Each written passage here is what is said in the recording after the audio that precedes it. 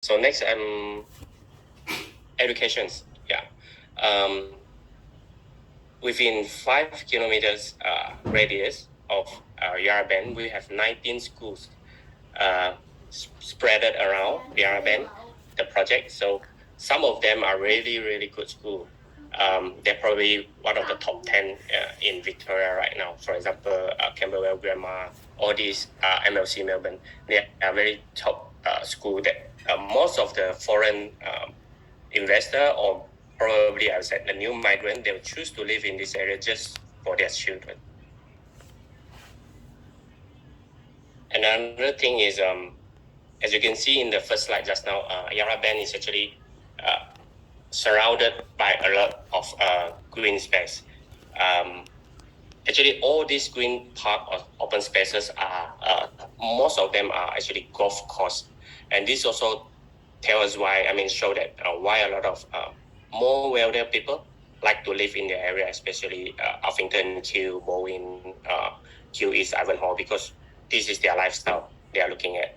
For local Aussie. And in terms of key road connection, for the YarraBend project, the site, there are three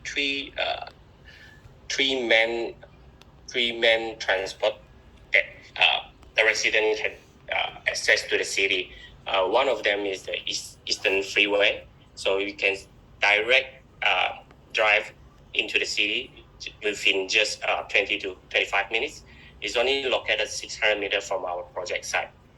And then the next one will be Hyderabad Road and the Chandler Highway.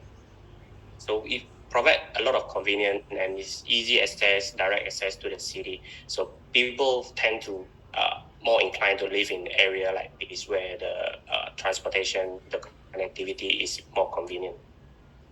And it's also, we also have public transport options that is near to YarraBend. And then the nearest station will be the Huffington station, which is only 450 meters away and only take 10 stops for you to reach the CBD. It took about 20 minutes. And the other thing is people can choose to use the bus as well. A lot of bus line running around in this along Hyderabad Road. So easy access to anywhere of the suburb. For Melbourne, for us here, a lot of people like to cycle. So basically, bicycle is also one of the favorite transportation option for residents here to travel around, especially into the city or within the city itself.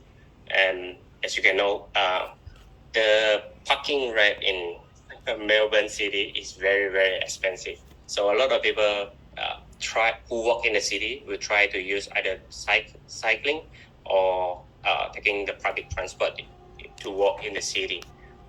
So if you are taking the bicycle from the outside, and then you actually just need about 35 minutes to 40 minutes to reach the city. And then they have a dedicated bike path for cycle.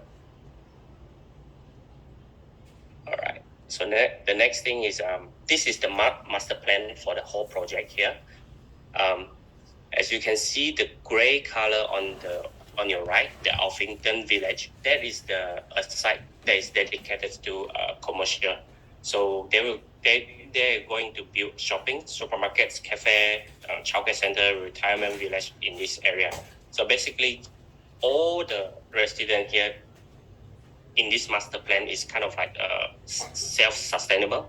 They don't have to go to the next suburb or the nearby for shoppings. It's just at their doorsteps. And because of the size of these shoppings, people from other suburbs, from the neighbor suburb, will choose to come here in the future as well, just to do their shoppings. And inside the development, we also have this artisan food hub. And it consists of 14 tenancies, so they will have more gourmet cafe, all the grocers in this area, just to provide for the resident in this area. And we have four parks and open space within the development. Of course, we have more, like outside the YarraBend, there are a lot of golf courses and also the Yarra River Trail. It's all just at the doorstep. But within the development itself, we have already 4 parks that are dedicated to the resident in this area. Another thing about this development is about health and wellness. So they have a lot of amenities that probably you couldn't find it within the city itself or any other big development. This is one of the most comprehensive amenities I've seen so far for a master plan. Sorry, no sound again, but it's just music, just to show you the amenities.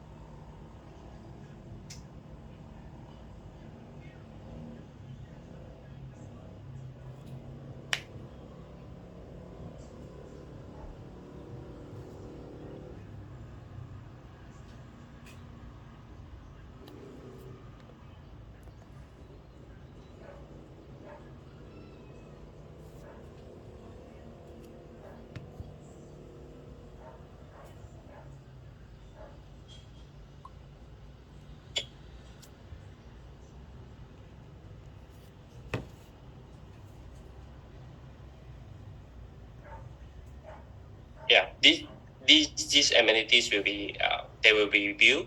It's not complete yet. So in the future, we will have onsen pools, indoor outdoor lap pools, wedding pool, indoor spas, zen room, sauna and steam room, techno gym, visual studio, yoga gym, and massage room. All these will be available for the resident in this area. Okay, so I will give you a little bit of data and figure about this suburb. So you can see for the last 12 months, actually in the price range of 700 to 900 is still the first choice for most of the buyer. So basically this price range you can get a 2-bedroom in this suburb. And this chart also show you that most of the apartments that people prefer in this area are actually 2-bedroom, which is the green, the light blue, and the 1-bedroom, which is the green. So 3-bedroom, not so. So basically, this is because of the demographic. Later, I'll show you more in the next chart. Yeah, as you can see, most of them are actually couples, either with kids or no children. So big chunk of them are actually only live by 2 people in the household. So a 1-bedroom or 2-bedroom are usually the first choice for most of the investor or the owner. And this is the household income, weekly household income for this particular suburb, Alphington. As you can see, most of the household income is more than 4,000 per week. So it's considered a high income suburb in Melbourne. So they are willing to pay top dollars just to get the lifestyle they want in this suburb. And occupational wise, most of them are actually professionals or managers. And this is a little bit of the fact that for this development. So if your client is a foreign investor with no PR or citizen in Melbourne, basically they have to pay the FIRB fee, which is 13,200. This is applicable only to foreign investor, and the stamp duty is about 5.5%. And this stamp duty whether you are local or a foreign investor, we have to pay it if this is an investment property. And next one, the additional one will be only applicable to foreign investor, which is the 8%. So basically, for a foreign investor, you are looking at about 13.5% of the property price, and also additional 13,200 for the FIRB fee. For initial fund, this is what your client, if they're interested to buy, this is the upfront cost that they need to pay. The first is, of course, you need to apply for FIRB, which costs 13,200, and to reserve a unit, it costs 5,000. And our team has actually discussed with the developer, and we managed to get a so-called incentive that for all the PropNext clients, we only need to pay 5% deposit, less the reservation fee. Because if you already reserved, you already paid the 5,000. So it include in part of the 5% deposit. So the initial cost is only 5% deposit and nothing to pay until settlement when the project is complete. So the completion will be in Q3, quarter 3 of 2025. And during that time, when the settlement occurs, your client will need to pay the stamp duty, which is the total of 13.5%, and the 90 balance of the property price, less any purchaser incentives. So the next slide, I will show you, this is the purchaser incentives that we managed to negotiate with the developer to provide to our PropNext client. So you get a 15,000 rebate at settlement, which means that during the settlement, whatever the balance you have to pay, they will take off 15,000 and 5,000 rebate for your client after the contract is unconditional. So this incentive is only valid until 30th of April and only for PropNext client at the moment. So this project actually within the master plan itself, there are a few types of property. Some of them are townhouse, some of them are house, and some are apartment. So there are a couple building of different apartment throughout the development. And the current one that we are selling is the maker's house, mansard house, and cubic house. And as you can see, the 2-bed is from 753 with about 850 square feet. And the 2-bed, 2-bath is 820, about 900 square feet for maker's house. And mansard, for the 1-bedroom, we only have mansard in this particular building, which is starting from 550 and it's about 650 square feet. For the cubic house, the price is a little bit higher because the size is also bigger in this building. So for maker's house, there's only 7 stories. So it's a low density compared to what we see in the CBD. And the mansard house is 8 level and the cubic house is only 11 level. So basically there's about 80 to 90 units in each buildings. And this is the owner corporation cost for each of the building. So basically, this is an annual cost. It's like a maintenance fee or whatever, or a body corporate fee. Some of them call it in Melbourne. For 1-bedroom, for 2-bedroom, it's starting from 3,950, and the same for mansard house and cubic house. Because the size is a little bit bigger, so the cost is a little bit higher as well. And this cost allow you to use all the amenities that you see in the videos just now in this development. I did a comparison between the recent sales, how properties in the area and also the nearby suburb. This is some of the apartment, 2-bed apartment that recently sold in Q. You can see some of them go up to 860, 653. Even the old apartment, they are going for 715. And bear in mind that all the apartment that you see in here, they are not the master plan. They are just a building. But what we are having here in YarraBend is a master plan. So the lifestyle is different and the price growth will be different as well in future. And this one is in Alphington itself. A 2-bedroom, you can see 800 from 800. Some of them are 720, and some of them is just a building like this. This is a 1-bedroom, 525, and basically, a project like this in the suburb, they don't have any amenities, not even have any swimming pool in it, but they still have to pay body corporation. So this is the difference between the master plan, the YarraBend master plan, and this other individual building in the area, which make it very unique, especially in the eastern, within the 6 kilometer, 7 kilometer radius suburb. All right, that's about it. Do you guys have any question for me that I can help?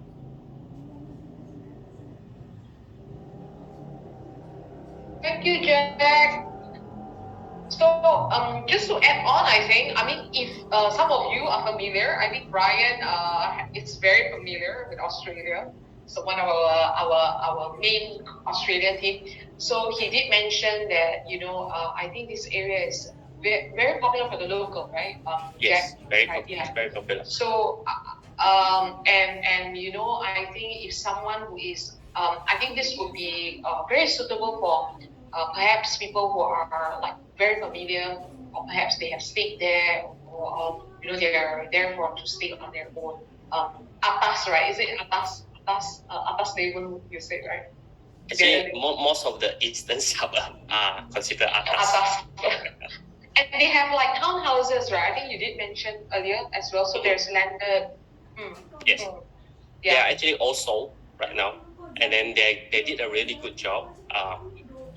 They're almost only 1% at the end of the day they couldn't settle, and because of the borrowing capacity, but they have basically 99% settled on time for the previous townhouse and houses.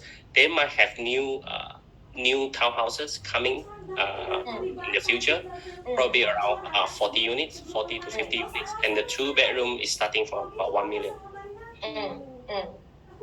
Good. I think there's okay. Margaret is asking about any information about the development. Maybe I think it's kind of like important. I think it's quite big, right? Yeah. Anyway, let me show you. Share a video about the developer. Probably it'll be better. It's more clear. Give me a second.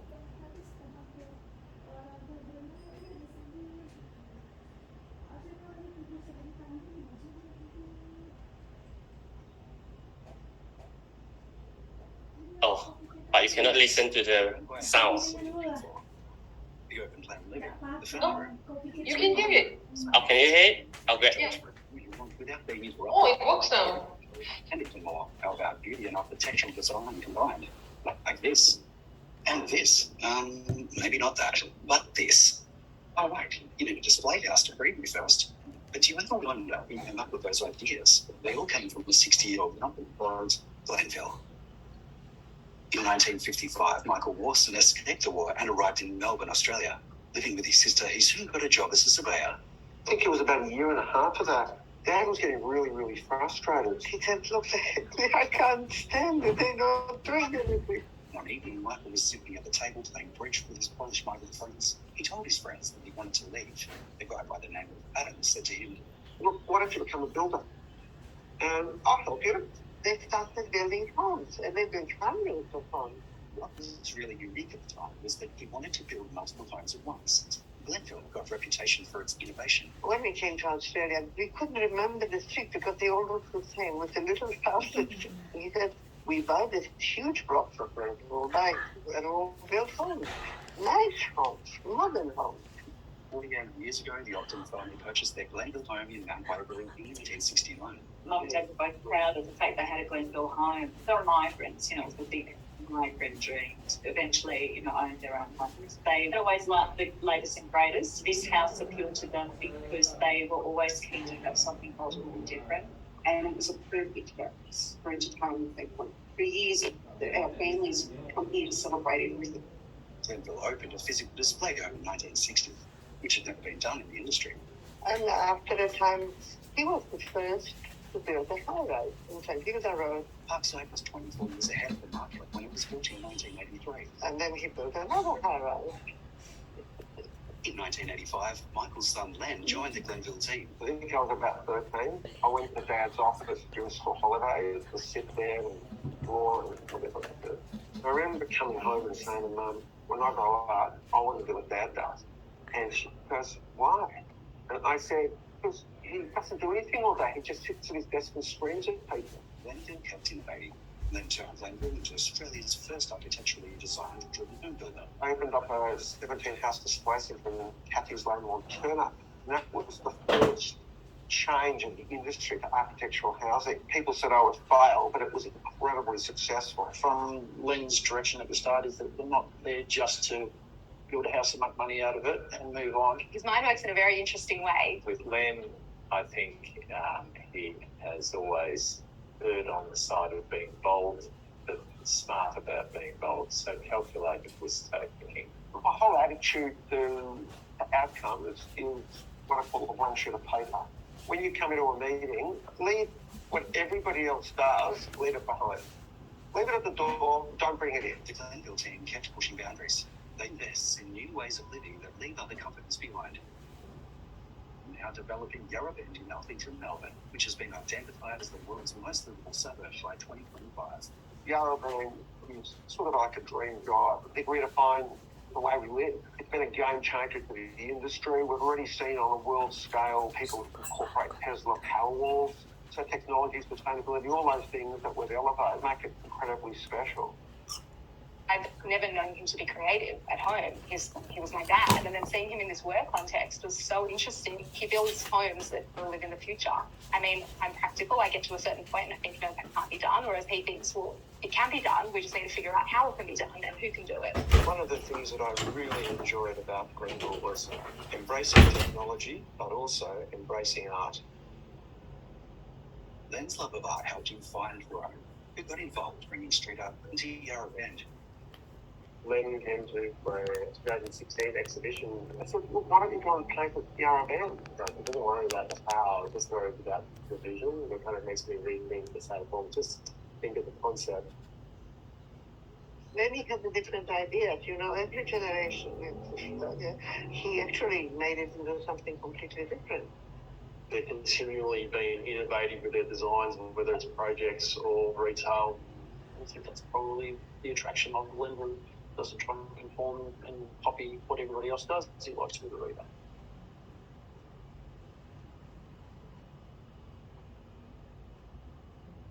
He likes to change his logos quite regularly. It drives me insane. Only because I actually look after all the site uniforms for the site managers when we had the 50th anniversary. My husband did the cake. We managed to get all the logos put on that cake.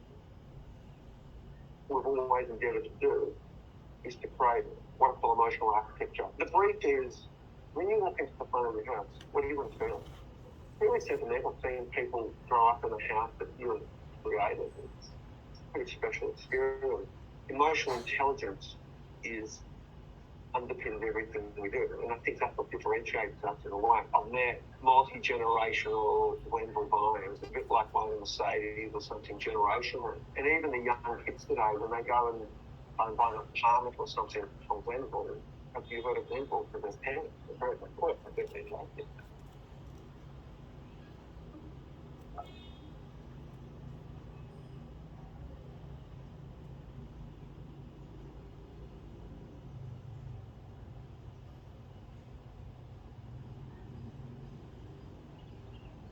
So I have this question from Margaret. Actually, Glenville, yes, is the developer for the whole YarraBend master plan, and they actually outsourced the just the shopping village to another developer.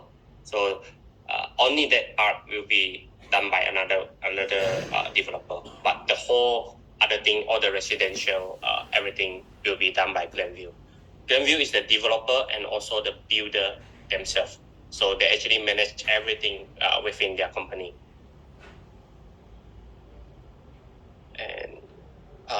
And I also want to show you guys another thing. If we, Caroline, do we still have time?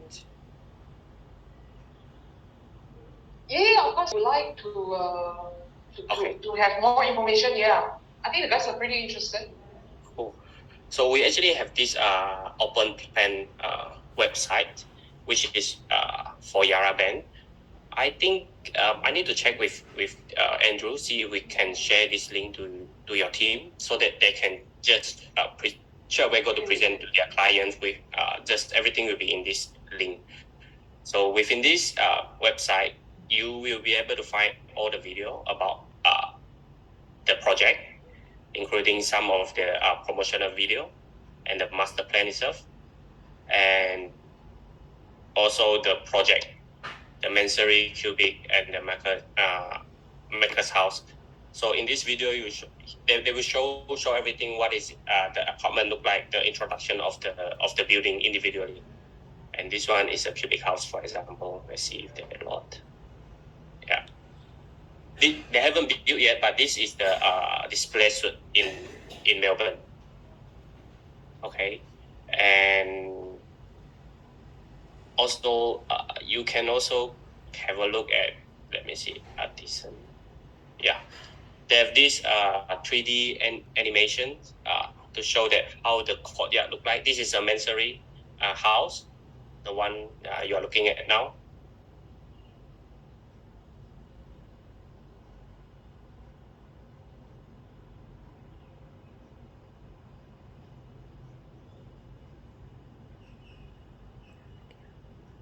And this is how it looked like for one of the courtyard in the development. And the one in front of us here is the Maker's House. And we can also have this amenities photo in you can find it in the portal as well. These are all the onsens, the outdoor lab, and they also has this hub, which is a place that the resident can book through the app to use as an office or a dining area. All this is available for the resident in the development, and they can book it through the YarraBend apps. And Jack, can I just clarify? Sure. One, this development is not an open space with nothing on it. More than half of the development has already been built, and there are people living in this development. Some of the earlier release of land and house, townhouses, and apartments are already sold and occupied. So the ones that we are selling now, the masonry, Maker's House, and all that, are only on the plan, haven't been built, and they'll be ready in the future. So I just want to clarify that. There was an earlier question by Margaret. Is Glenville the only builder here? No. There are small portions that have either been outsourced to other builders or sold by another developer. One corner, which wasn't talked about, Caden House, that is already an old project sold already in the corner of Heidelberg Road and Chandler Highway, I think, if I'm not wrong. So, but that's no longer in the plan, it's finished already. So what we are talking about are the new parts of the development, and this is an ongoing process. We have worked very hard to get exclusivity for PropNext for 3 months. I can't remember when is the exact date it starts. The reason being that we feel very strongly that this is the kind of project that the more advanced investor coming into Australia, whether with migration plan or studying plan, will benefit buying into this kind of project. Because a lot of Singaporeans, Malaysians have been coming in and they buy into the city. And then after they buy in the city, COVID comes and then there was no occupation, they get stuck. And then now it's fantastic for owners in the city, yes.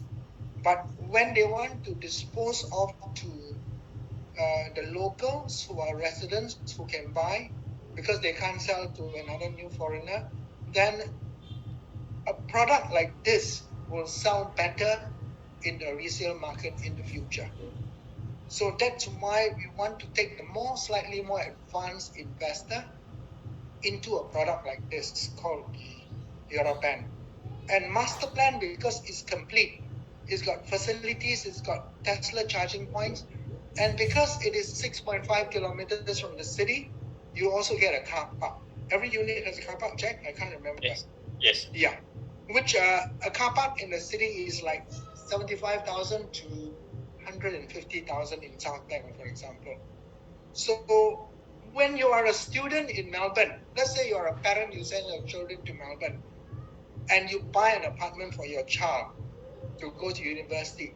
After 9 months, they're going to get bored. I want to go to Dandenong Range. I want to go to Phillip Island. I want to go all over the place. I got no car. And if I buy a car, I got nowhere to park it. So a product like this is fantastic because when you look beyond the first 9 months, they start to enjoy the life in Melbourne and the greater Melbourne and Victoria. And it's still a fairly low entry level product. We have persuaded them to take 5% deposit on the purchase price. And a company like Glenview taking 5% is very rare. It just demonstrates that they are very interested to sell to your Singapore market. And it's an opportunity. And I'll tell you one thing, if you guys sell some units from this availability now, it's not a lot of availability because it's been selling well. We will get the opportunity to sell the townhouses when they come online. And the townhouses, you close your eyes, it's going to sell like nothing. Believe me, because the demand is so great for townhouses in the greater Melbourne market. So for those who say, hey, I don't want an apartment, I want a townhouse, this is going to be a great product to sell. And if we can show them that we have the sales capability to sell in that market, we can be exclusive for a much longer time. So it's just that they are still new to the Singapore market in that sense. And it's the kind of product that they actually didn't need to sell overseas in the old days because they haven't grown to this size. But now with this master plan, they have to look further into overseas markets. And I'm just trying to encourage you guys, if you have seasoned investors or, not just a first-time investor, but someone who has been looking at an overseas investment opportunity outside Singapore, do look hard at this. I also have to clarify whether I can give you direct access into the portals. I think part of it I can get you direct access. You can log in, play around, and look at everything. And I tell you, you'll be amazed at this particular development. Indoor pool, outdoor pool, Tesla charging points, golf course next door. One of the golf courses is like 5 minutes next door. I just played on it because we just did a charity event with them. We participate, and there's 5 golf courses in this area, and then 6.5 kilometers is like next door as far as Melbourne is concerned. 6.5 in Singapore context may be far, I don't know. But when you say 6.5 in Melbourne, Victoria, it's like next door. It's really very close to the city. You won't get that. Okay, thanks Jack. Sorry, I talked too long. No problem. Okay. So like what Andrew said, hopefully we can get you the access for this one so that you can come in and have a look. I think shouldn't be a big problem. And this here you can show your client like the 2 different tones of the color scheme for the development. And also, if you go to now selling, you can actually look at the whole master plan here and just click on the one that we are currently selling, like Maker's House. And when you come in, you can see all the level at the back, or the left, and also the available units that is currently for sale.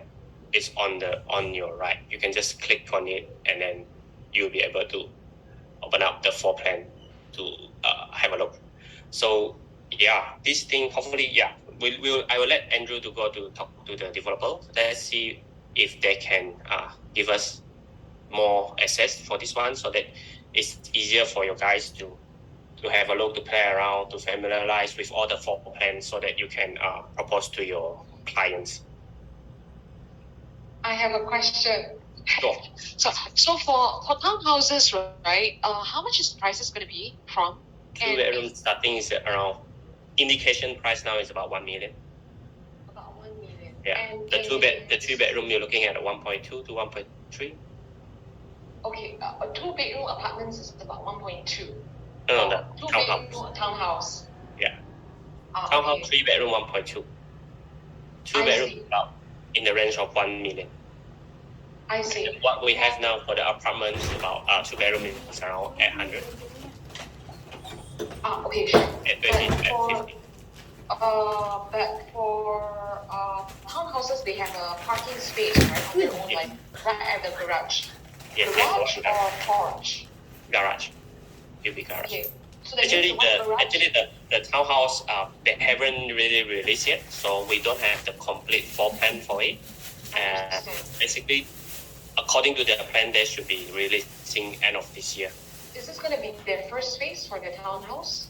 Actually, this townhouse is the last phase already. Okay. Yeah, for the whole development, but they will about 50 units, roughly. Oh, so I assume most of them has been sold. More than 50. Sorry.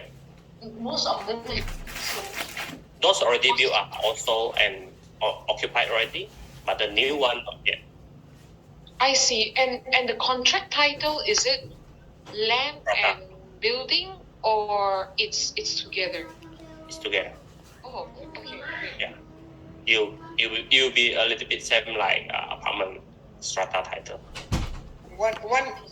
One part contract. But it's one part contract. Yeah. So in Australia we have this one part contract and two part contracting. The one part is like what you guys see just now. You pay a deposit and then nothing to pay until it's settlement. Then you pay the balance for settle. Two part contract is you actually sign a contract for the land and another contract for the building. So when the land is titled, you have to settle the land, right? Settle the land value, and when the construction start, you'll be paying fresh by fresh, stage by stage. So it's a different kind of arrangement between one part and two part. So basically, for two part contract means that you have to start paying your installment before the house is complete. While one part contract is you only start paying your installment after it is complete. Yeah. So there's one question for Ryan asking: is there a minimum holding period before one is able to sell after placing a booking fee? So booking fee are you referring to reservation or the deposit? So basically, if it's a deposit, for example, right now I pay a deposit. I book this property, right? I signed a contract. Basically, in the contract, it's under yours. So you just need to wait until settlement. But within these 2 years before the settlement, let's say you change your mind or something happened, you don't want the apartment anymore. Only in Victoria state we are allowed to nominate, which means that you can nominate another buyer to take over the contract. But this is only applicable to Victoria. So for this project, yes, you can nominate, you can sell before the settlement. Did I answer your question, Ryan?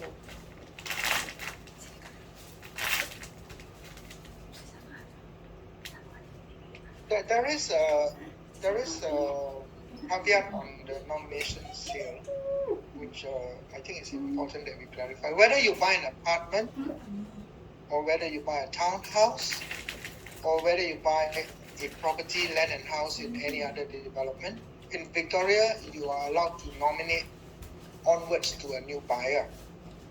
The only caveat is that you cannot advertise a property on the two main portals, realestate.com and Domain,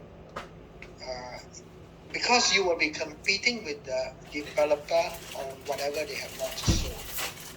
So that is the only caveat. But you can nominate, sell privately or through your agent, whatever, but you can't put it on the main portal. That usually is across Australia as well as in Victoria. But in some states, you can't even nominate sell at all. Victoria is special in that. It's actually written into sales and purchase agreement on nominate sale. Another question is from VK asking for resale market, apartment or townhouse are more popular or high demand if you want to exit. Okay, so basically it depends on where is your properties. So in suburb, of course, more popular one will be, I would say, is a townhouse or house itself. Yeah, but in the city itself, it's a different kind of target audience. So for a single professional or a couple, new couple, they will prefer in apartment in the city. Nothing to do, no worry about the backyard. You have everything, killing the weeds every week. But for a young family, they will prefer a townhouse or a house itself. And please bear in mind that within these 6 kilometers or even 10 kilometers of the radius from Melbourne, there are very, very little house and land available right now. Basically, there is no land for house. So most of the, I would say majority, 95% of the new development from now onwards, if there is any residential development, it will be either apartment or townhouse.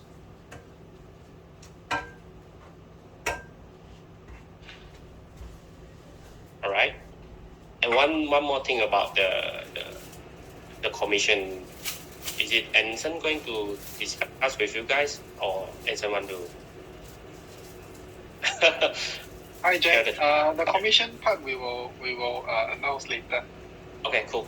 Yeah. Thank you, Anson. Thanks. So that's about it for us from here. So hopefully, all the incentives and also the 5% deposit that we managed to negotiate with the developer give you guys a little bit of motivation to make a sales. Thank you so much. Thank you, everybody. Thank you. So I guess that's the end of it. I hope you guys are pretty good. I have a little bit of knowledge in Australia, especially Jack and Andrew are live from Australia itself. So okay, so just come, I mean, for just a bit of re-highlight. So of course, if you guys are thinking of, 1st and 2nd of April, we're having the canopy launch. So please be in touch with our taggers, and also do join our Australia team as well to ask more of specific interest on Australia. Okay, it's all in the group chat. So thank you so much. Thank you so much for this morning for your time. Okay, goodbye.